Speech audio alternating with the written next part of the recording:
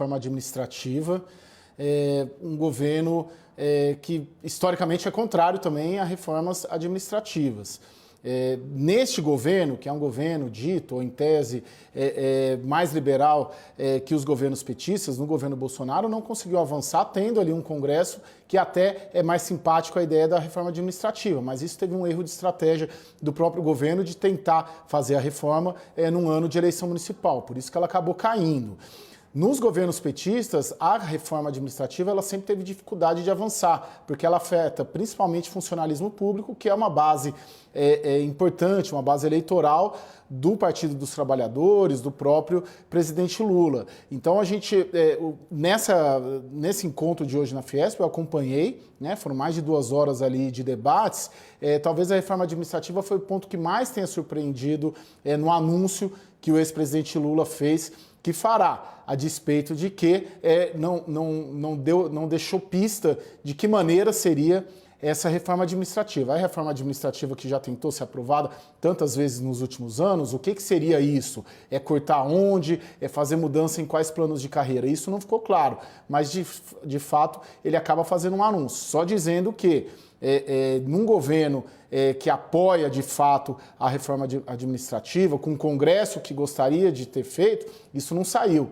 Então, num governo que, como os governos petistas têm essa base sindical e de funcionalismo mais forte, isso sempre foi mais difícil de fazer, a ver qual formulação e qual a ideia e se isso sai do papel mesmo.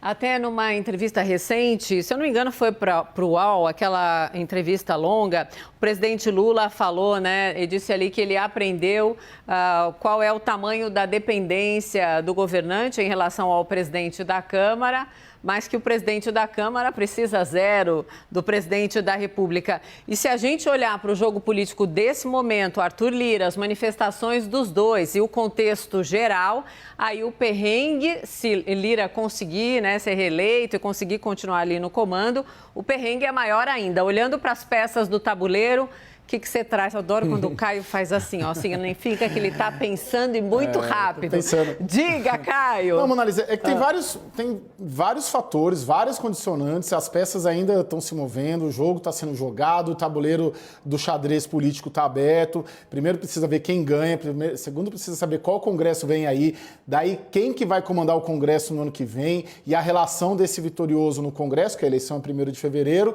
com o vitorioso no Palácio do Planalto. Então, e, além disso, ver qual é a prioridade.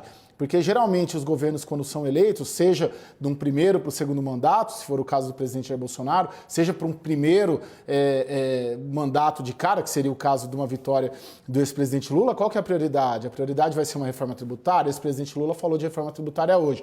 Vai ser uma reforma administrativa? Eles aproveitam de cara o primeiro ano de governo para fazer reformas, para aproveitar o embalo da vitória na urna, para aprovar as reformas mais difíceis. Então, precisa ficar claro isso. E, além disso, tem uma condicionante que dificulta mais uma reforma em um eventual governo Lula, é que as prioridades que o governo Lula, que o candidato Lula está colocando, elas não necessariamente são prioridades que dependam tanto do Congresso. Eles têm batido muito em fome, em emprego, em pobreza e melhoria da população. Então, são medidas talvez muito mais administrativas para serem tomadas em janeiro, antes mesmo da eleição do novo Congresso, do comando do novo Congresso no dia 1º de fevereiro.